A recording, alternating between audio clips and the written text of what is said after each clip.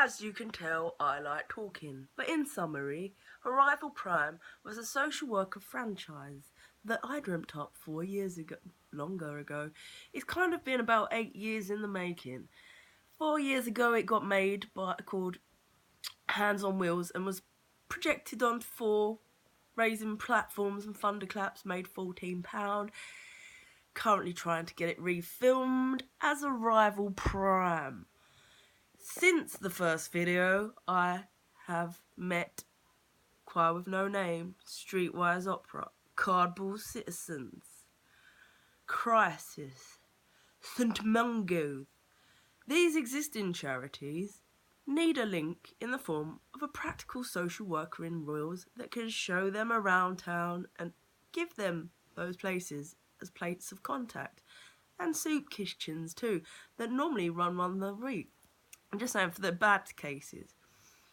And there's also like clothes for causes, non-profit organisations that give clothes. I mean, in theory, from what I've seen from London City, all the ingredients are there for people anyway that just want to just get on in the city or do whatever and get a job or get sort of temporary accommodation. And they do need someone just like practically just to, you know, put them in the back of the van, give them a wash and say, open up the world is in the form of sofa surfing. And there'll be incentives. This is massive Thrive design. And also the Hive buildings gave me the idea because they said they'd use them as 999 shelters and you'd eradicate homeless deaths.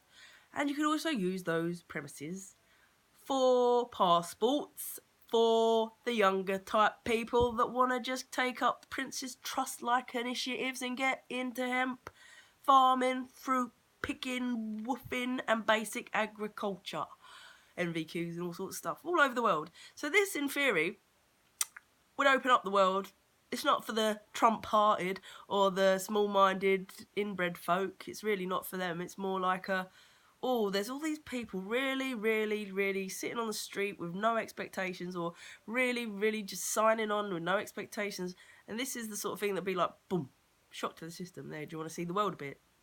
And it needs to be trusted. It needs to be 100% transparent, because whatever my journey or my fucking path is, like I said, it's been jaded with tormented stories, and I'm such a fluffy light person. I don't want to hear it. It's like, oh god, life's great, isn't it? So much fun. I'm gonna meet every person that has a sob story, a horror story to tell for the rest of my life until I do something about it, right?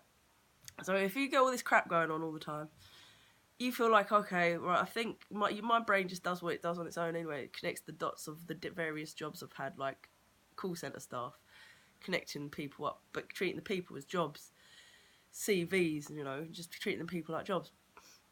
Being like, for every person you get, there's an incentive. And it's the washroom's really cool, and it's an adapted vehicle, like with a net that you can throw money in, and people throw money at the van. So as a franchise, the person, like I said, chicken shops, choice of 20, social worker, choice of none. But as a franchisee owner, you will have, it'd be like when you go out and you get those commissions and people want to put money in your bank and you have to do all that stuff yourself, and you get your regular income stuff, and you'll get obviously donation pot in the form of your vehicle that you're just rolling around in, hopefully people just throw money at, because it's very much a personal touch thing. You know, it's a personal touch thing, but also obviously as a franchise, I think they have to, I don't know how KFCs work, but it'd be like that. You know, you're investing in your vehicle, your brand, you've then got the ownership to own that Arrivalprime. You're a social worker and you can use that in any which way you want. I mean, use moving furniture for people that just moved into houses, whatever. You write down your jobs and you know, you can get tax breaks on all of it, or I don't know how. I'm not a business head, I'm a creative head, designer. But in theory, I think it all works. I think it does. And someone said advertising space on the side of your vehicle. You get your own advertising space. I was talking to the Kindness Offensive because they got a massive bath. And I was like, well, you know, this guy goes, yeah, you could get advertising space. So that's a good idea as well. But I've been pushing this at the charities and stuff. And I was a bit disappointed because I thought they might be like able to help or go, come along and sign up and talk at this. And it took me 2 weeks to get a video photographer from Ravensbourne to film at the Choir with No Name, and they filmed me all of Christmas, and I, you know, permissions, you know, you straight away, you were not bothered. And it took 2 weeks to get someone. I just wanted to get a little clip, because obviously people take more, you know, if you put them on a crowd fundraiser, they're going to take more seriously seeing a charity that says, yes, we commissioned that, that's a great idea, you know, they can work with us. But they're just, that's the small part of the picture. Squat's a small part of the picture. It's a Thrive design, it's a community design. Farming's a big part of the picture. I saw a lovely story about hotels that were putting up homeless people, that were saying, yeah, we gave the guy a basic job over winter because we had a lot of spare rooms, or they can just stay in the hotel rooms over winter. They're just like giving them away in Bournemouth and stuff. So it's like, you're just there as a port of contact and a port of call. And it's not just that, it will help people that are really desperately like, oh my god, this is happening to me and I'm not sure if I feel vulnerable. Can I go to this person and ask them, distribution of wealth wise?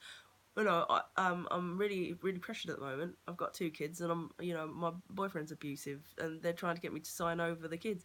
Happens all the time. Happens around festival, I think, circuits more than stuff, because people do use Class A drugs, or they've been known to, and people they frown upon that and say, well, kids shouldn't be around that environment. Ecstasy and stuff like that, or people have tried it in their life, they're more going to be them. They might have a few more rungs to jump through emotionally than other people. And if they're in an abusive relationship, someone's battered them and they're signing over their kids, then a year later they might not want to have done that. Then they might not be doing Class A's anymore. And Class A's are no different to NHS antidepressants, I might add. I'm very experimental. I do like to sample what's on the market. Wow, is that what they're giving you? My eyes ping out my head and my joint like this. And I tried these things on the market. I was like, whoa, is that really? I mean, I've tried cocaine, but that shit's got nothing on this NHS shit. I wouldn't, it's prematurely killing people. So it's like, what is stability? Oh, you buy in the system, it's okay, but outside of the system, even though drugs are everywhere. So it's like, you got that.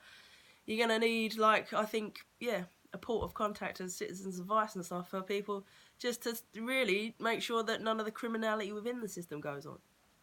Because it does go on. And this would appeal to social workers, care workers. This would appeal to ex-policemen, maybe even, that have just had enough of just penalising people for stuff when the lines are clearly all blurring. I mean, I'm sure there's probably police people that have stumbled upon their own corruption in their police force and been like, yeah, look at that, all the drugs going missing from that department, whatever's going on. I can't justify what I've seen in London. London's like, whoa, really? If I was undercover, I would have blown so much up. I'd be like, fucking hell. They'd be like, whoa, she's Wonder Woman, that one. Look how many rough shit she's found just by being out and about in the community. You're like, my lips still had on thumbs. I move, roll around town. I'm not paid to clamp down on anyone. But, you just need that. You need that in society. Arrival Prime. And then, in theory, if you can take it as far as you can. Oh, going back to the other thing, I noticed on the other video, I left out armed forces just need to be learned. Plumbing, electricians, bricklaying, building, scaffolding, all the practical skills, and social working. So they can heal their ripped wounds. At the end of the day, it's like, yeah, we've got a basic, beautiful blueprint for a better way of life, right? I like the UK's way of living. But really, the other extreme side of it, when it's all armed forces and shit, and people walking around like brutish America, law enforcers over there, you're looking at fucking penal systems that are just a factory. You're looking at shit scum. You're looking at the most crushing, soul-destroying form of life development. It's not evolution, it's de-evolution to the fact you're chipped and you're fucked, and you're just a little prison rat on a fucking prison planet. Now, that's not what you fucking want, is it really? It's not what your kids want, is it really? You want to fucking smash down politics where you can find them and take out the fascist attitudes where you find them.